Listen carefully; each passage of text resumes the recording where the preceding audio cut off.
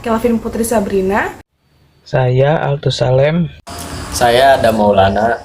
Nama saya Alisa Kotrunada. Wacana.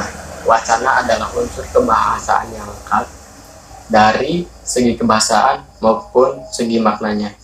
Sehingga dalam hierarki gramatikal merupakan suatu gramatikal tertinggi atau terbesar. Ciri-ciri wacana. Yang pertama, wacana merupakan satuan gramatikal, yaitu tata bahasa yang ditentukan. Yang kedua, cara penyampaian wacana bisa dalam bentuk lisan ataupun tulisan. Yang ketiga, wacana berisikan pembahasan tentang topik atau hal tertentu yang ingin disampaikan. Lalu berikutnya, saya akan menjelaskan tentang jenis-jenis wacana. Jenis wacana itu ada dua. Yang pertama itu ada wacana lisan dan juga wacana tulis. Wacana lisan yaitu penyampaian wacana lewat media lisan ataupun langsung. Yang kedua itu ada yang namanya wacana tulis. Wacana tulis itu penyampaian wacana lewat media. Nah, selain itu, selain wacana lisan dan juga wacana tulis, jenis wacana juga bisa dibedakan berdasarkan pemakaiannya. Yang pertama itu ada yang namanya wacana monolog. Wacana monolog yaitu wacana yang disampaikan oleh satu orang tanpa melibatkan orang lain. Contohnya seperti khotbah, orasi, dan sebagainya.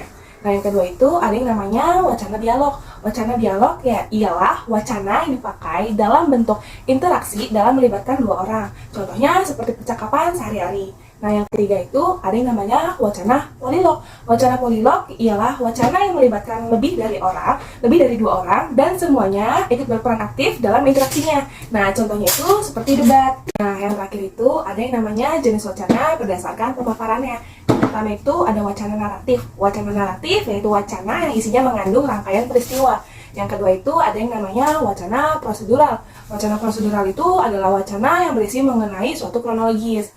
Nah, yang ketiga itu ada yang namanya wacana deskriptif. Wacana deskriptif itu adalah wacana yang berisi tentang kejadian yang sebenar-benarnya.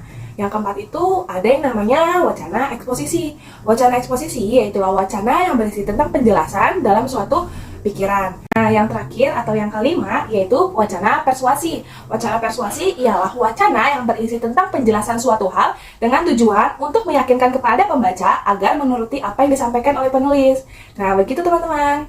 Syarat wacana adalah kepaduan, kesatuan, dan kelengkapan wacana.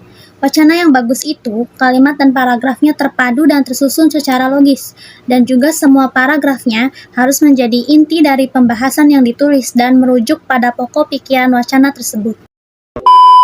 Teman-teman, sekian dari Kelompok 8. Kurang lebihnya, Mohon maaf. wassalamualaikum warahmatullahi wabarakatuh.